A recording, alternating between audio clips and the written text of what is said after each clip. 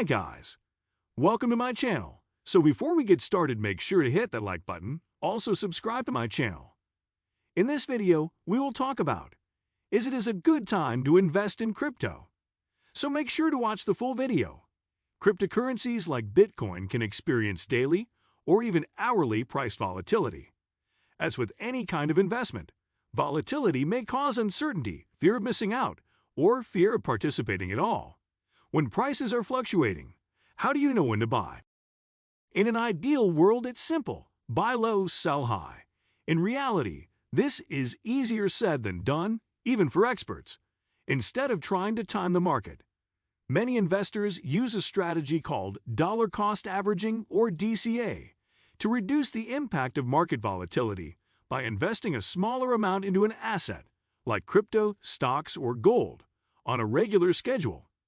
DCA might be the right choice when someone believes their investments will appreciate or increase in value in the long term and experience price volatility on the way there. What is DCA? DCA is a long-term strategy where an investor regularly buys smaller amounts of an asset over a period of time. No matter the price, for example, investing $100 in Bitcoin every month for a year, instead of $1,200 at once. Their DCA schedule may change over time, and depending on their goals, it can last just a few months or many years. Although DCA is a popular way to buy Bitcoin, it isn't unique to crypto. Traditional investors have been using this strategy for decades to weather stock market volatility. You may even use DCA already if you invest via your employer's retirement plan every payday. What are the benefits of DCA? DCA can be an effective way to own crypto without the notoriously difficult work of timing the market or the risk of unwittingly using all of your funds to invest a lump sum at a peak. The key is choosing an amount that's affordable and investing regularly, no matter the price of an asset. This has the potential to average out the cost of purchases over time and reduce the overall impact of a sudden drop in prices on any given purchase. And if prices do fall, DCA investors can continue to buy as scheduled, with the potential to earn returns as prices recover. When is DCA more effective than lump sum investing? DCA can help an investor safely enter a market, start benefiting from long-term price appreciation, and average out the risk of downward price movements in the short term.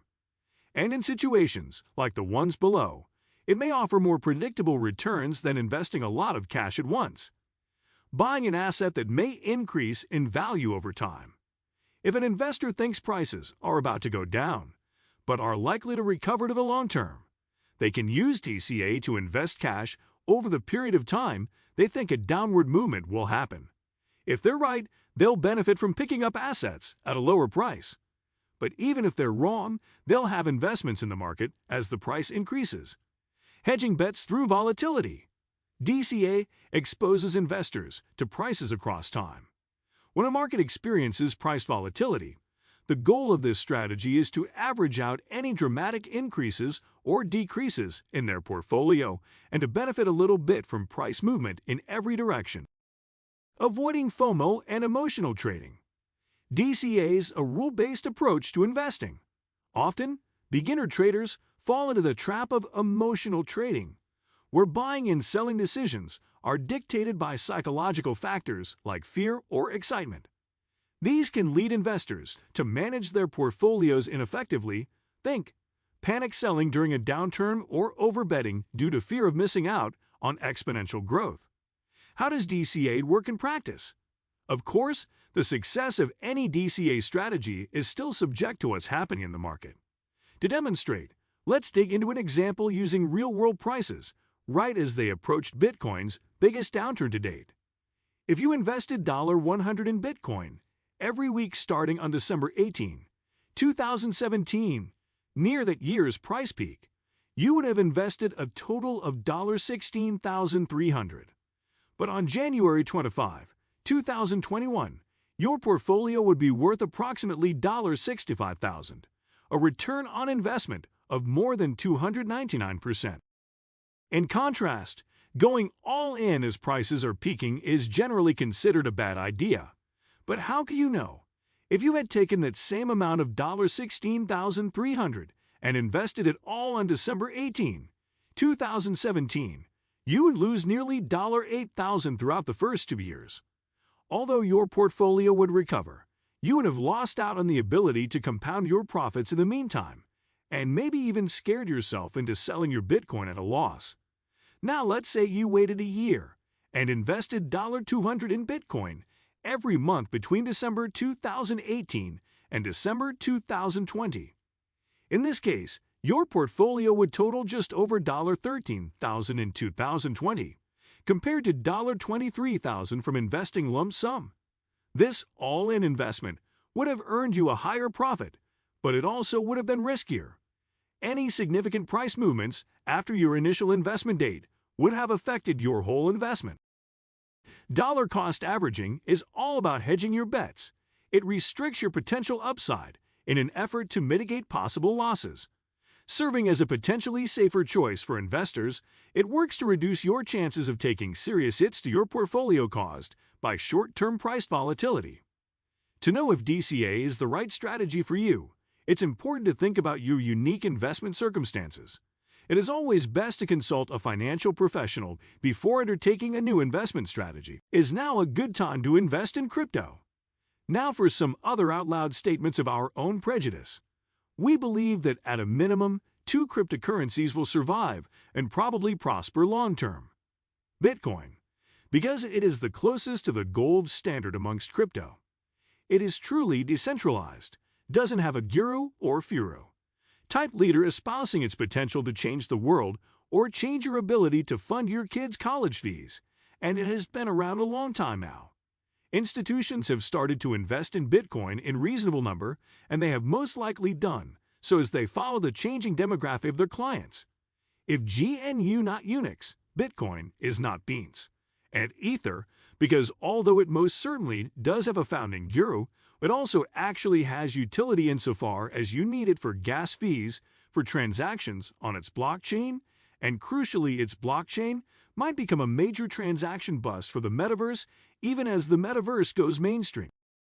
And by the way, we very much believe that the metaverse is a thing and going to be more of a thing. Crypto, in our view, can only be invested in or traded on a technical basis, specifically because it lacks fundamentals. Now, in our own work, we find that trying to invest or trade on technicals is risky in the extreme when dealing with niche assets, which for us means most, if not all, the altcoins, because the crowd behavior that technical trading methods attempt to measure and predict doesn't take place in a way consistent with those technical methods. Whilst all technical methods differ, generally speaking, they work best in highly liquid instruments that are freely traded by both institutions and retail alike. We like to use the Elliott Wave/Fibonacci method in our work, not because we believe it is the unique or supremely valid method, but because we found success with it. And the more liquid, the larger, the less related to fundamentals of the instrument, the better we find the method works. Take SPY, the S&P 500 proxy ETF, for instance. Since the 2016 lows, we find it has moved with textbook clarity according to Wave and Fibonacci principles. The extensions up and retracements down have, so far. Let's see how the rest of 2022 plays out. Been very predictable in this system. So let's take a look at whether either Bitcoin or Ether can be traded using this method. Best guess is that Bitcoin suits the method better than Ether because it is larger, better known, and has more institutional involvement. First, the past. From the 2018 lows, BTC puts in a wave 1 up followed by a wave 2 down that trots a little below our ideal 0.786 retracement. It then puts in a monster wave 3 up peaking at the 5.618 extension of wave 1, which is crazy and rarely seen in our world. For comparison, the recent highs in SPY, the Invesco QQQ ETF, QQQ, and ARK Innovation ETF, ARK, represented the 1.618, 2.618, and 3.618 extensions of their respective prior wave 1s up. Yes, that spooked us out too, but it's true. So 5.618 up is truly extended and investors would have reasons to be fearful at that point. Then comes a wave 4 downtroughing at a textbook 0.618 retracement of that wave 3, and then a new wave 5 higher that peaks just above the prior wave 3 high. So from the end of 2018 to early November 2021, we can say, yup, this method seems to work quite well. Let's look at the hard right edge now though. Can we use the method to forecast what happens next? In this method, at least as we use it, we like to find a wave 1 up and a wave 2 down that conforms to type, specifically a 0.786 retracement of the W1 up, to give us confidence in projecting the period to come so far that larger degree W2 down found support at the 0.618 retracement of the larger degree W1 up. That might prove to be the bottom of the wave, but 1. The 0.618 level was breached once already, and 2. That'd be C corrective pattern you see in light blue. If you want a really high confidence statement to say a correction has ended, you want to see it equals C, i.e., the price drop in the A leg is the same as the price drop in the C leg. We don't have that yet. A equals C would put BTC in the mid 12,000s, countering that you could say, well, that's below the 0.786 retracement level, 17,200, so that's not likely, but countering that you could say, well, the last substantial W2 down in BTC, the drop into the COVID crisis, troughed below the 0.7862, because crypto be like that, super volatile. Supporting that analysis would be, look at the volume profile. The first high volume node, where a whole lot of volume was transacted, doesn't start until the 14,200 area. That will likely prove stronger support than the present price, which is nothing but low volume nodes around it. Indeed, the whole move up from the mid-14 KS to the high 60 KS can be seen to be a fairly low volume exercise, which can explain why the instrument was so easy up as well as why so easy down. Our conclusion on BTC for now is, we do believe it will ride again. We aren't sure the selling is done yet, and whilst we hold some BIA recently acquired, we will likely take short-term profits should they arise rather than trying to play long time from here. Hit the 0.618 retrace holds firm, then we would change our view, but our gut is a bear rally now, then another leg down, then a true move back up. If you enjoyed this video, make sure to hit that like button. Also subscribe to our channel before you go. Thank you for watching.